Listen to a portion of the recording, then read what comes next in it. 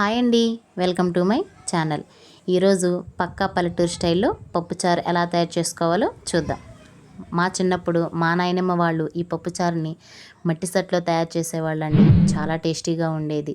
ఇప్పుడు అదే టేస్ట్ తోటి అదే పద్ధతితోటి కుక్కర్లో పప్పుచారు ఎలా తయారు చేసుకోవాలో చూద్దాం. ఇప్పుడు ముందుగా స్టవ్ వెలిగించి స్టవ్ మీద కుక్కర్ని పెట్టుకొని అందులో 2.5 గ్లాసు కందిపప్పును వేసుకోవాలి. ఈ కందిపప్పుని దోరగా వేయించుకోవాలండి. ఈ కందిపప్పుని వేయించుకోవటం వల్ల పప్పుచారు చాలా టేస్టీగా ఉంటుంది, అలాగే త్వరగా పాడవకుండా ఉంటుందండి. ఈ కందిపప్పు వేగిన తర్వాత శుభ్రంగా కడుక్కొని తగినన్ని వాటర్ పోసుకొని ఈ పప్పులో 2 పచ్చిమిర్చి, 1 ఉల్లిపాయ, 2 టమాటాలని కట్ చేసుకొని వేసుకోవాలండి. వేసుకొని స్టవ్ వెలిగించి కుక్కర్ విజిల్ పెట్టేసుకొని మనం 4-5 విజిల్స్ వచ్చిన దాకా ఉంచుకోవాలండి. ఆ 4-5 విజిల్స్ తర్వాత పప్పు చాలా మెత్తగా ఉడికిపోతుంది. ఇప్పుడు స్టవ్ ఆపేసి కుక్కర్ విజిల్ తీసేసి పప్పుని పప్పు గుత్తి సహాయంతో మెత్తగా ఎనుపుకోవాలండి. ఈ ఎనుపుకున్న పప్పులో కొద్దిగా వాటర్ పోసుకొని పక్కన ఉంచుకోవాలి. ఇప్పుడు చింతపండు పులుసుని ఎలా తయారు చేసుకోవాలో చూద్దాం. ఒక గిన్నె తీసుకొని అందులో చిన్న నిమ్మకాయ సైజ్ అంతా చింతపండుని తీసుకొని అందులో కొద్దిగా వాటర్ వేసుకొని పక్కన ఉంచుకోవాలండి. ఈ చింతపండు రసం నానే లోపల మనం తాలింపుకు కావాల్సినవి రెడీ చేసుకుందామండి. స్టవ్ వెలిగించి స్టవ్ మీద ఒక కడాయిని పెట్టుకొని అందులో 2 టేబుల్ స్పూన్ల వరకు ఆయిల్ని వేసుకోవాలి. ఈ ఆయిల్ బాగా హీట్ అయిన దాకా ఉంచాలండి. ఈ ఆయిల్ హీట్ అయిన తర్వాత 2 టేబుల్ స్పూన్ల తాలింపు గింజల్ని వేసుకోవాలి. 2 ఎండుమిరపకాయలను కూడా తుంచుకొని వేసుకోవాలండి.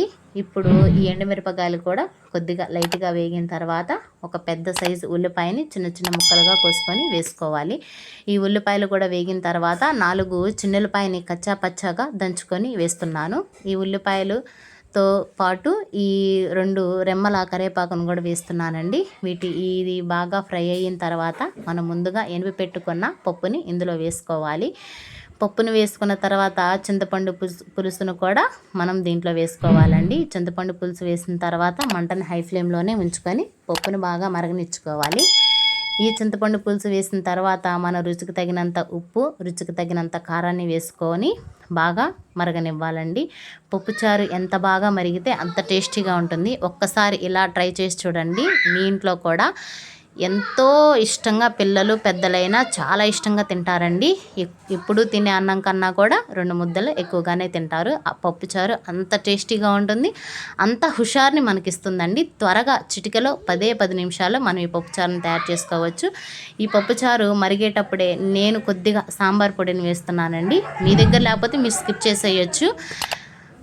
ఈ సాంబార్ పొడి కూడా బాగా మరిగిన తర్వాత కొద్దిగా కొత్తిమీరను కూడా వేస్తున్నానండి. మనం పప్పుచారుని ఎప్పుడైనా చాలాసేపు మరిగించుకోవాలి. అలా మరిగించుకుంటేనే ఈ పప్పుచారు అనేది చాలా టేస్టీగా ఉంటుంది.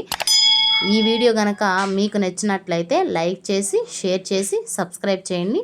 తప్పకుండా ఎలా ఉందో కామెంట్ చేయండి. Thank you for watching.